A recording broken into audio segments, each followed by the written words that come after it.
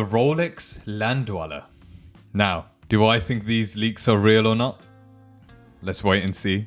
I'm Jag from Jag's Watches, and this is a watch channel that doesn't take itself too seriously. So if you are new around here, make sure you like and subscribe. I post 3 times a day. So if you want to indulge in very casual watch collecting content, then you're in the right place. As we know, Watches and Wonders is around the corner, and as usual, there are many leaks. Some believable and some not so believable.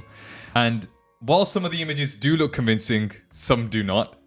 I might be completely wrong, and I know many content creators have made videos on these particular leaks, but I just wanted to give my opinion on them. So we're going to break it down what these Rolex leaks mean for Rolex in 2025, and let's get into it. Now, off the bat, I just want to say this is my opinion, and that basically means I could be completely wrong with my predictions and whether I feel that certain leaks are real or not. But let's address the legitimacy of these leaks. The leaks that I'm talking about, they are very low resolution images, and so historically they tend to be more reliable. I think if you see something that gets leaked that is in high quality, usually the brand wants it to be leaked to create that hype and create that sort of buzz around the leaks. So being low resolution makes me think maybe there might be some truth behind them. Obviously, there are familiar Rolex aesthetics in some of these leaks that make them more believable. But there are some really strange model choices that makes me a little bit skeptical. So first, let's start off with this Tiffany blue Daytona. Yellow gold Daytona with a turquoise dial with the oyster flex strap. Tudor just released a Tiffany blue, and I feel like this whole idea of Tiffany blue is in trend at the moment. We know that they have one in the Oyster Perpetual range, so it's a bold color choice for Rolex, and they're known for that. Do I think this is fake or real? I think it has the potential to be real. Do I like it though? I think it's ugly. I'm going to be completely honest. I didn't like the Tiffany blue Tudor that recently was released, and I think if it was released, it's not one that excites me personally. I think, again, the aesthetics of this, I just think it's a little bit, I don't like in-your-face watches, so this one isn't for me. Now, moving on to the Greendale Sprite GMT, I remember when there was leaks of them creating a left-handed version of the original Sprite, and I didn't believe they would do it, but they did it. And so I think it kind of makes sense them coming out with a Greendale Sprite. I don't like the look of this again either. I guess that's because of the fact that it's a Hulk. Sorry, that was the Uber driver dropping off some groceries. Greendale Sprite, Hulk inspired, you could say. I don't like the look of this, even if it is real. Doesn't excite me very much, but I don't think they'll do this. I think there was some predictions of them releasing a normal version of the Sprite, so having it designed to wear on the left-hand side, so the right-handed Sprite, you could call it. I'd never really liked the original Sprite, so again, I'm just going to move on quickly. I don't really care about this one. The Greendale Sky Dweller in gold, full yellow gold. This looks very similar to, of course, the Daytona version, especially the dial and the gold contrasting. It looks nice. I'm not a huge fan of the Sky Dweller. I think it's just a little bit too beefy for me, a little bit too large. I can see this happening, actually. I can. I feel like this one is a real leak, simply because we've seen this kind of this color combination before with Rolex, and they're known for this. Is quite iconic, and I think they want to push the Sky Dweller a little bit more, so that it makes sense. I feel like this one could be real. Now it moves on to the Land Dweller, which is the one that I'm probably personally most excited for, and I hope it's real.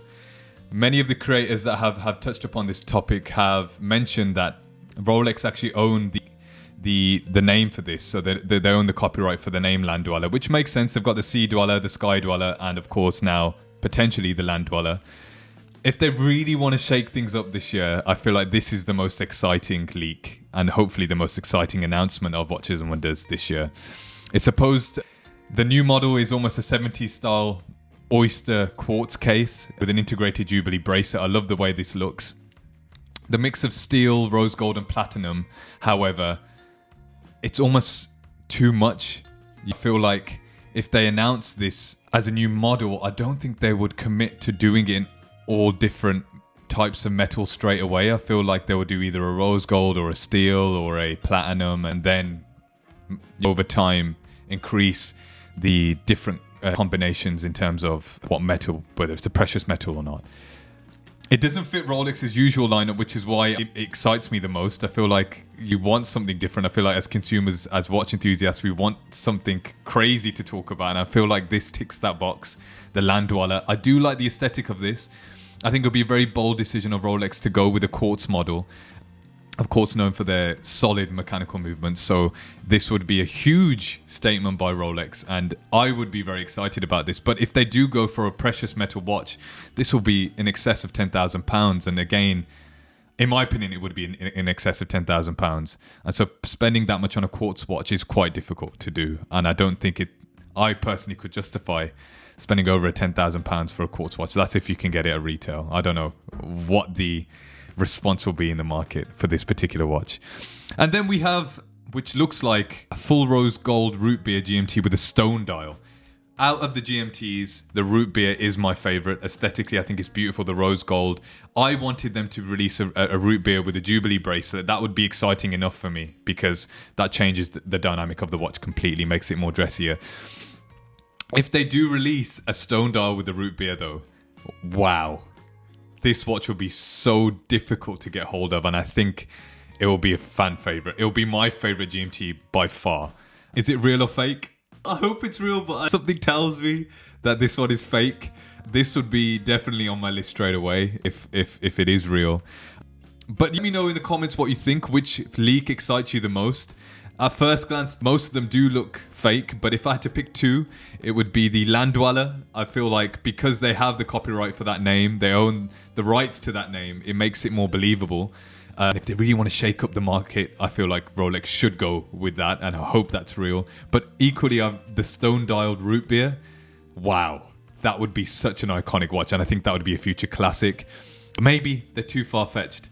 But look, we don't have too long to wait. I'm sure there'll be more leaks leading up to Watches and Wonders 2025, but we'll know the truth soon enough. Again, I hope you've enjoyed the video. Let me know in the comments which ones, again, you're excited about, which ones you feel are real or fake. And if you have enjoyed the video, make sure you subscribe. I've been Jag from Jag's Watches, and remember, timing is everything. Peace.